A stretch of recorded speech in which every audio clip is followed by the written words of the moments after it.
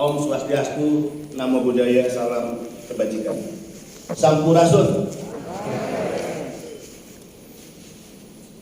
Asyhadu an la ilaha illallah wa asyhadu anna Muhammadan abduhu wa rasuluh. Alhamdulillahirabbil alamin. Wassalatu wassalamu ala sayyidina nabiyina Muhammadin wa ala alihi wa sahbihi ajmain. Amma ba'd. Berbahagia kita semua pada hari ini berkumpul di tanah Pasundan, Tatar Sunda, yang dulu Brawl pernah mengatakan bahwa kota Bandung yang sangat terkenal di tanah Parahyangan adalah daerah atau tanah yang diciptakan di saat Tuhan sedang tersenyum. Kita bangga berada di tempat ini, dan tentu atas nama Kepala BP2MI saya ingin mengucapkan terima kasih, hormat setinggi-tingginya kepada pemerintah Provinsi Jawa Barat yang telah menerima kami dan memberikan perkenan kami BP2MI untuk melaksanakan acara di tempat ini. Yang sangat saya hormati Menteri Koordinator Politik, Hukum, dan Keamanan yang saat ini diwakili oleh Deputi Bidang Koordinasi Hukum dan HAM, Bapak Dr. Sugeng Purnomo SHMO, yang tadi telah memberikan sambutan atas nama Menko Polhukam. Yang sangat saya hormati pemerintah Provinsi Jawa Barat yang hari ini diwakili oleh Kadis Tenaga Kerja. Yang sangat saya hormati Wakapolda Jawa Barat, Bapak Brigjen Polisi Dr. Andes Edi Sumitro Tambunan MSI yang hadir secara virtual. Yang sangat saya hormati unsur Forkopimda provinsi maupun kabupaten kota yang juga mengikuti secara virtual. Para bupati, wali kota, terlebih khusus yang hadir di tempat ini dan juga yang mengikuti secara virtual. Hadir bersama kita Bapak Wali Kota Palu. Terima kasih Pak Wali Kota. Unsur Forkopimda kabupaten kota yang mengikuti secara virtual, dan saya ingin memberikan penghormatan kepada pimpinan perwakilan Republik Indonesia di luar negeri yang menghadiri acara ini secara virtual. Yang sangat saya hormati Ketua Dewan Pengarah Satgas Bapak Komjen Polisi Purnawirawan Suhardi Alyus, Dewan Pengarah Satgas Ibu Jumrotin Kasusilo, dan Bapak Marzuki Darusman. Yang sangat saya hormati Wakil Ketua Satgas Mas Ahmad Santosa. Yang sangat saya hormati Dewan Pakar Satgas Bapak Yunus Husen. Yang sangat saya hormati seluruh jajaran Satgas Pemberantasan Sikat Sindikat BP2MI, para pejabat tinggi media, para pejabat tinggi Pratama di lingkungan BP2MI. Yang sangat saya hormati rekan-rekan pimpinan asosiasi, hadir bersama kita Ketua Umum dan Sekjen Abjati, Ketua Umum dan Sekjen Perpemindo, Ketua Umum dan Sekjen Aspataku. Yang sangat saya hormati para aktivis dan pegiat LSM yang hadir baik secara langsung maupun secara virtual. Para kepala UPT BP2MI Indonesia yang hadir langsung didampingi oleh Kepala Seksi Pelindungan. Yang sangat saya hormati hadirin peserta Rakornas Pelindungan Pekerja Migran Indonesia dan rekan-rekan media. Bapak Ibu para peserta dan tamu undangan Rakornas Pelindungan PMI yang sangat saya hormati, izinkan saya pertama menyampaikan rasa hormat dan terima kasih atas kehadiran Bapak Ibu semua, seluruh pihak pada acara yang dilaksanakan pada hari ini oleh Satgas Pemberantasan Sindikat Penempatan Ilegal Pekerja Migran Indonesia. Kita berharap semoga semangat kebangsaan, semangat keindonesiaan yang mendorong kehadiran kita hadir di tempat ini, insya Allah bernilai ibadah. Ketika Bapak Presiden menyampaikan pesan kepada saya setelah saya dilantik di Istana Negara tanggal 15 April 2020, kami berbincang, berdiskusi kurang lebih 10 menit, dan beliau menyampaikan pesan kepada saya, Mas, tolong lindungi PMI dari ujung rambut sampai ujung kaki.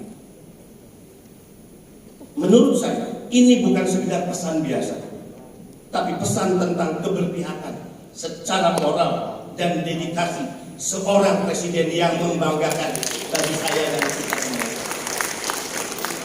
Bapak Ibu hadirin yang sangat saya hormati, izinkan saya mengawali sambutan ini dengan menyampaikan sedikit potret tentang pekerja migran Indonesia. Tentu kaitannya dengan Rakornas Perlindungan PMI yang kita laksanakan pada hari ini dan beberapa hari ke depan. Bahwa apa yang dihadapi oleh negara kita saat ini, ada 4,3 juta pekerja migran Indonesia yang tercatat secara resmi. Tapi ada 4,7 juta atau hampir 5 juta pekerja migran kita yang tidak tercatat secara resmi. Dan dari 4,7 juta pekerja migran yang tidak tercatat secara resmi itu, mereka, kami pastikan, kami yakinkan 90% dari mereka adalah korban penempatan ilegal. Dan 90% dari mereka adalah kaum ibu dan kaum perempuan. Dalam 2 tahun terakhir, BP2MI menangani kepulangan pekerja migran Indonesia terkendala yang mengakibatkan mereka harus dideportasi dari negara-negara penempatan sebanyak 65.734 pekerja migran, dan mereka semua dibiayai negara sejak dari negara penempatan tiba ke tanah air menjadi tanggung jawab perwakilan Republik Indonesia, dan setelah tiba di pintu masuk Indonesia ke kampung halaman, semua dalam pembiayaan negara melalui Badan Pelindungan Pekerja Migran Indonesia. Dalam 2 tahun terakhir, Bapak Ibu sekalian, ada 981 pekerja migran yang meninggal, dan kita tangani kepulangan jenazahnya hingga diantar ke rumah keluarga. 981 jenazah. Dalam 2 tahun terakhir ada 1.316 PMI yang sakit, dan kita tangani kepulangannya, kita tangani penyembuhannya di rumah sakit yang kita rekomendasikan, dan kita tangani kepulangannya hingga ke kampung halaman. Kepulangan dari negara penempatan ke Indonesia ditangani oleh KBRI perwakilan kita, dan penanganan di rumah sakit di Indonesia hingga kembali ke kampung halamannya ditangani oleh negara dalam pembiayaan Badan Perlindungan Pekerja Migran Indonesia. Bapak Ibu sekalian, dalam 2 tahun terakhir, dengan potret yang saya sampaikan tadi, mudah-mudahan kita semua dengan pendekatan kacamata batin kita masing-masing yang hari ini mumpung seperti yang disampaikan oleh Pak Suhadi Alius, mumpung kita diberikan amanat rakyat, diberikan tugas secara konstitusional, memiliki kekuasaan, maka insya Allah sebaik-baiknya manusia, terlebih yang memiliki kekuasaan, adalah menggunakan kekuasaannya untuk membela rakyatnya dalam hal ini pekerja migran ini. Bapak Ibu yang kami hormati, di acara Rakornas Perlindungan PMI yang maha penting ini, dari mimbar forum yang mulia, saya ingin menyatakan dengan sungguh-sungguh bahwa negara kita saat ini sedang berada pada situasi darurat penempatan ilegal. Saya berani mengatakan itu, sekalipun kepemimpinan saya kurang lebih baru 2 tahun menjadi kepala BP2MI. Negara kita sungguh-sungguh sedang berada pada situasi darurat penempatan ilegal. Bahwa kita juga sedang berada pada situasi yang seolah-olah semua pihak gamang dalam penanganan. Bahkan hukum yang harusnya tegak lurus sedang dilemahkan oleh berbagai pihak yang pada akhirnya kita khawatir, negara ini akan dianggap tidak berdaya untuk hadir dalam memberikan perlindungan kepada setiap anak bangsanya. Mereka yang disebut pekerja migran Indonesia, mereka yang sering kita sebut di mimbar-mimbar kehormatan dalam acara-acara resmi kenegaraan sebagai pahlawan devisa. Mereka yang sesungguhnya pahlawan yang harus mendapatkan perlakuan hormat negara dan juga kita. Ketika saya memenuhi panggilan Presiden di Istana Bogor 9 Juni tahun 2020, satu hal dari banyak yang saya diskusikan dengan Presiden, hanya bertiga, disaksikan oleh Mensesnek Bapak Pratikno.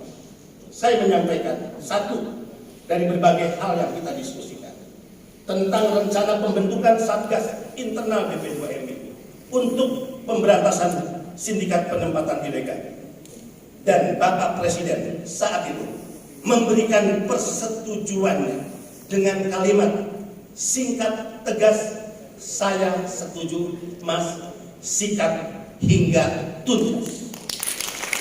Pernyataan presiden ini, persetujuan presiden ini, perintah presiden ini bukan perintah dan persetujuan biasa bagi saya sebagai pembantunya. Ini adalah perintah tentang perjuangan ideologis kita bersama. Sekali lagi, ini perjuangan ideologis kita bersama. Presiden telah menunjukkan sikap, komitmen, dan keberpihakan yang tegas dan jelas kepada para pekerja migran Indonesia. Dan sebagai pembantu presiden, saya hari ini akan setia untuk melaksanakannya dengan segala konsekuensi yang tentu harus saya hadapi. Bapak Ibu yang kami hormati, kejahatan terhadap pekerja migran Indonesia harus berani kita nyatakan ini adalah kejahatan ekstraordinari, bukan sekedar kejahatan TPPO, namun juga berbagai tindak pidana lainnya, melibatkan banyak oknum dari berbagai instansi atau pihak, kementerian lembaga, pemerintah daerah bahkan sampai desa. Maka yang kita butuhkan hari ini melalui Rakornas hari ini adalah membangun kesepahaman, bekerja sama yang melibatkan berbagai pihak, perlu penanganan yang luar biasa dan bahkan pendekatan yang bersifat multidos. Itu yang ingin kita rumuskan pada Rakornas hari ini. Pengenaan TPPO juga tindak pidana korporasi dan tindak pidana pencucian uang atau TPPU harus dicari mastermind atau otak pelakunya agar menimbulkan efek jerah.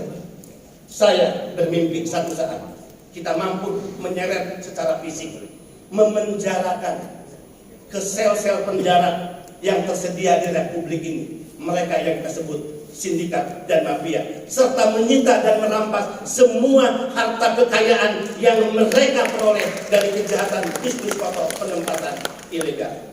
Boleh jika saya bermimpi seperti itu, mudah-mudahan ini menjadi mimpi kita semua. Memperjualbelikan anak-anak bangsa dalam perdagangan manusia atas nama pekerja migran sudah berlangsung lama. Sekali lagi, ini adalah kejahatan yang sudah berlangsung lama, bukan kejahatan yang baru terjadi di saat saya memimpin dan menjadi kepala BP2MI. Selamat datang Bapak Bupati Talaut. Sekali lagi Bapak Ibu sekalian, memperjualbelikan anak-anak bangsa dalam perdagangan manusia atas nama pekerja migran sudah berlangsung sangat lama.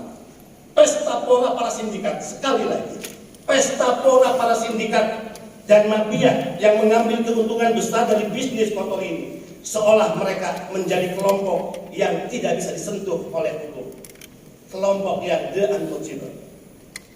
Ini introspeksi dan kontemplasi bagi kita semua, terlebih khusus kita yang hadir di sini. Kita bisa menyaksikan mereka yang ditempatkan secara ilegal, 4,7 juta anak-anak bangsa yang hari ini ada di negara-negara penempatan adalah mereka yang rentan mengalami berbagai bentuk eksploitasi, kekerasan fisik, kekerasan seksual, gaji yang tidak dibayar karena memang berangkat tidak pernah diikat dengan kontrak, pemutusan hubungan kerja secara sepihak, kemudian diperjualbelikan dari majikan satu ke majikan yang lainnya. Bahkan anak-anak bangsa yang bekerja di atas kapal, di laut lepas, ketika mereka mengalami kekerasan, meninggal tidak sedikit dari mereka yang dibuang jenazahnya, dilarungkan di tengah laut. Dan biasanya, sekali lagi, biasanya kita baru peduli, kita baru menaruh empati, kita baru bekerja, bergerak, melakukan sesuatu setelah ada masalah. Dan kita lambat untuk melakukan pencegahan sebelum peristiwa-peristiwa itu terjadi. Saya sering langsung datang ke bandara. Saya pernah datang ke pelabuhan ketika anak-anak bangsa pulang dengan berbagai masalah yang mereka hadapi. Saya datang ke rumah sakit, menyaksikan bagaimana dirawat mereka atas sakit-sakit yang diderita. Mereka boleh selamat kembali berkumpul dengan keluarga, kembali ke kampung halaman, kembali ke rumah, berkumpul dengan orang-orang tercinta, tapi tidak sedikit dari mereka yang depresi, bahkan hilang ingatan, bahkan cacat secara fisik.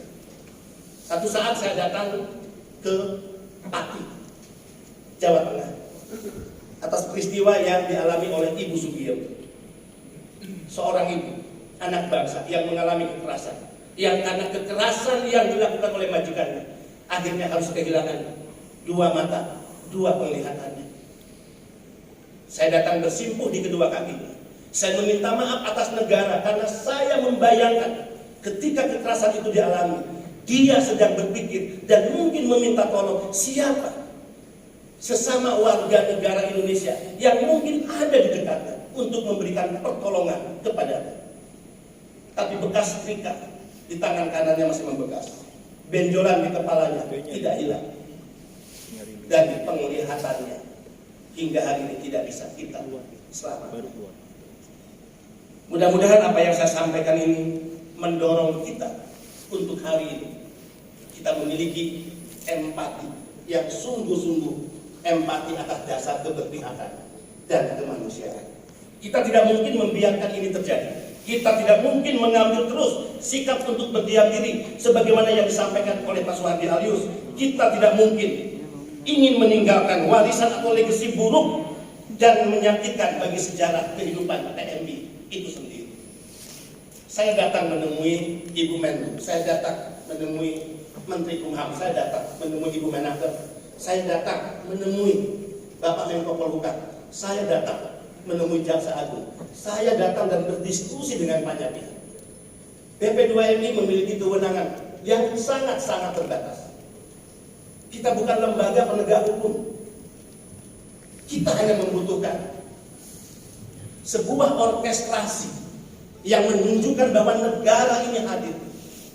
Bapak Ibu yang sangat saya hormati, bisakah dibayangkan jika sebuah negara yang besar ini, jika negara ini atas nama demokrasi memiliki pemerintahan, di semua aparatus negara digaji oleh rakyat, fasilitas yang dinikmati dibiayai oleh uang rakyat, tapi semua kita diam ketika kita melihat pelanggaran dan kejahatan kemanusiaan yang terjadi pada anak-anak bangsa kita.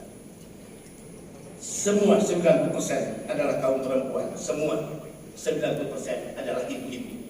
Orang yang jika kita mengingatnya, mereka yang melahirkan kita lahir dari rahim. Musuh kita sekarang sudah jelas siapa. Mereka adalah para sindikat dan mafia penempatan ilegal yang ada dibackingi oknum-oknum yang memiliki atributif kekuasaan. Di setiap pertemuan dengan media, diskusi-diskusi resmi, rapat-rapat kenegaraan, di hadapan Presiden saya nyatakan, izin Pak Presiden, kejahatan ini melibatkan dukungan dari oknum-oknum yang mewakili institusi yang ada di negara ini. Oknum TNI terlibat, oknum polisi terlibat, oknum kedutaan besar terlibat, oknum Kementerian Ketenagakerjaan terlibat, oknum keimigrasian terlibat, dan saya harus fair, beberapa oknum di Badan Pelindungan Pekerja Migran Indonesia, badan yang saya pimpin, juga terlibat di dalam.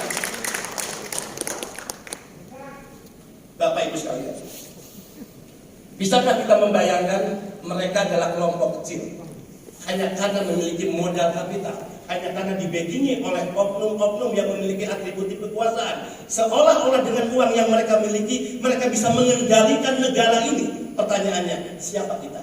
Siapa kita? Yang sesungguhnya kita diberikan mandat konstitusi untuk memegang kekuasaan ini. Kita tidak ingin membiarkan di otak, di kepala para bandit, mafia, dan sindikat ini seolah-olah dengan uang yang mereka miliki dia bisa mengendalikan negara ini dan bisa membeli semua aparatur negara yang disumpah atas nama Tuhan dan negara yang diberikan mandat kekuasaan oleh konstitusi di negara kita. Tidak. Terlalu hina bagi saya, terlalu hina bagi kita, Bapak Ibu sekalian. Digaji oleh rakyat, mendapatkan fasilitas istimewa yang dinikmati oleh keluarga kita dari uang rakyat, diberikan kekuasaan yang disumpah atas nama Tuhan dan agama, diberikan mandat penuh kekuasaan atas nama konstitusi negara, tapi kita tunduk dan bertekuk lutut di hadapan para mafia sindikat yang harusnya menjadi musuh kita. Sebelum saya ke Bandung, 2 hari lalu saya dikabari ada pelayanan yang dilakukan oleh sebuah klinik di daerah Condet. Kebiasaan saya menyamar. Saya pamit pada istri sebelum masuk kantor, saya pakai jeans, saya pakai kaos, saya pakai topi. Diinfokan pelayanan dimulai jam 10. Saya minta salah satu deputi saya untuk ikut mendampingi dengan waktu yang berbeda kedatangannya, yaitu Saudara Irjen Polisi Ahmad Kartiko. Saya dibantu oleh 2 staf untuk merekam peristiwa yang terjadi di tempat. Bapak Ibu bisa dibayangkan, di sebuah klinik hanya dengan durasi jam 10 sampai jam 12. Di video saya kurang lebih 100 calon pekerja migran yang diyakini ilegal dilayani pelayanan kesehatan antigen yang tinggal diberangkatkan 1 atau 2 hari berikutnya. Dan itu adalah peristiwa yang terus terjadi setiap hari, hanya dalam durasi 2 jam. Kita tahu persis sejak tahun 2016 pemerintah kita sudah melakukan moratorium untuk Timur Tengah untuk sektor pekerjaan rumah tangga. Tapi sindikat itu terus bekerja. Mohon maaf sekali lagi, bapak-bapak yang hari ini ada di institusi TNI, institusi kepolisian, institusi penegak hukum, di BP2MI, di Kedutaan Besar, di Kementerian Hukum dan HAM, di Kementerian Ketenagakerjaan, atas apa yang saya sampaikan tidak perlu tersinggung, karena kami dan kita percaya jika bicara institusi semua kita pasti berorientasi tegak lurus pada kepentingan merah putih dan republik. Tapi jika bicara orang brengsek, para pengkhianat republik pasti ada dimanapun mereka bekerja di institusi kenegaraan. Inilah yang menurut saya saatnya negara tidak boleh kalah. Inilah saatnya negara hadir dan hukum harus bekerja. Sekali lagi, musuh kita sudah jelas siapa. Mereka adalah persindikat dan mafia penempatan ilegal yang dibekini oknum-oknum yang memiliki atributif kekuasaan tadi. Jika kita sepakat bahwa perdagangan orang, perbudakan modern adalah tindakan kejahatan, maka saatnya ini, sekarang kita harus berani mengambil posisi atas nama kemanusiaan, atas nama hukum untuk menghentikannya. Jika kita sepakat bahwa para pelaku kejahatan itu adalah pengkhianat kepada cita-cita bernegara, maka ini saatnya atas nama kemanusiaan, atas nama hukum, kita harus berani memerangi. Sebaik-baiknya manusia adalah manusia yang bermanfaat bagi orang lain. Sehina-hinanya manusia adalah yang menyerahkan dirinya dari ujung rambut hingga ujung kaki untuk berkongsi dan berkomplot dengan para pengkhianat negara itu sendiri. Bapak Ibu yang kami hormati, menindaklanjuti perintah Presiden untuk melindungi pekerja migran Indonesia dari ujung rambut hingga ujung kaki, yang kemudian itu menjadi jargon kami hari ini. Lindungi pekerja migran Indonesia dari ujung rambut sampai ujung kaki, dengan mengacu kepada tugas dan kewenangan sebagaimana dimandatkan undang-undang, serta bekerja dengan penuh keberpihakan dan atas dasar kemanusiaan. BP2MI membentuk Satgas Sikat Sindikat dengan salah satu tugas diantaranya melakukan berbagai sidak inspeksi mendadak, penggerebekan, dan upaya-upaya pencegahan di tempat-tempat pentampungan, di titik-titik embarkasi keberangkatan, dan juga bandara, pelabuhan, dan lintas batas. Alhamdulillah, selama 2 tahun terakhir, sejak saya sebagai Kepala BP2MI, Satgas BP2MI telah menyelamatkan 1.318 calon korban perdagangan orang. Dari 28 kali penggerebekan, yang 24 kali penggerebekan saya pimpin langsung di lapangan. Ini dilakukan oleh BP2MI Pusat dan juga oleh BP2MI Daerah selama 2 tahun. Bapak Ibu, hadirin, untuk semua yang saya sampaikan tadi, kita harus prihatin, kita harus menangis, tapi kita harus melakukan sesuatu. Program dan kegiatan sosialisasi, diseminasi informasi terus dilakukan secara masif oleh BP2MI. Koordinasi dengan para pemangku kepentingan, kementerian lembaga, pemerintah daerah, dan stakeholder lainnya terus kami perkuat. Tata kelola penempatan dan perlindungan pekerja migran Indonesia melalui berbagai regulasi terus kita lahirkan, dan berbagai bentuk pelayanan dan fasilitas untuk PMI sebagai pahlawan devisa dan warga negara, VVIP sebagaimana menjadi komitmen BP2MI terus kita hadirkan. Di saat yang sama kami juga berikhtiar untuk memperbaiki tata kelola penempatan PMI, di antaranya melalui program evaluasi kepatuhan P3MI di sektor perikanan, kelapa sawit, dan pekerja rumah tangga yang sedang dikerjakan oleh Satgas. Pendidikan dan pelatihan terus kita tingkatkan untuk melahirkan pekerja yang terampil dan profesional, memiliki keahlian dan keterampilan sesuai sektor pekerjaan yang menjadi pilihan, memiliki kemampuan berbahasa asing yang kuat, dan fokus pada penempatan sektor formal yang memiliki skill dengan terus menekan dan mengurangi penempatan sektor informal yang low skill. Ini menjadi fokus BP2M.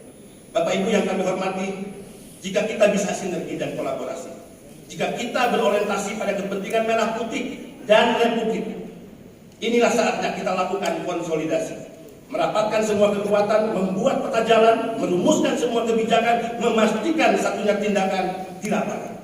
Jika kita mau dan mampu melakukannya, maka inilah bentuk hadirnya negara yang sesungguhnya. Bukan kalimat-kalimat jargonistik yang digunakan selama ini oleh para elit, atau bahkan dikapitalisasi seolah empati kepada PMI hanya kepentingan pilkada 5 tahunan di daerah. Memberikan perlindungan dari ujung rambut sampai ujung kaki, ini perintah Presiden Jokowi. Akhir kata, terima kasih atas kehadiran semua pihak. Bapak Ibu sekalian, selamat mengikuti Rakornas Pelindungan PMI. Salam sehat dan tetap semangat. Salam merah putih bendera kita bersama. Wassalamualaikum warahmatullahi wabarakatuh. Terima kasih atas kepada Bapak Ibu dan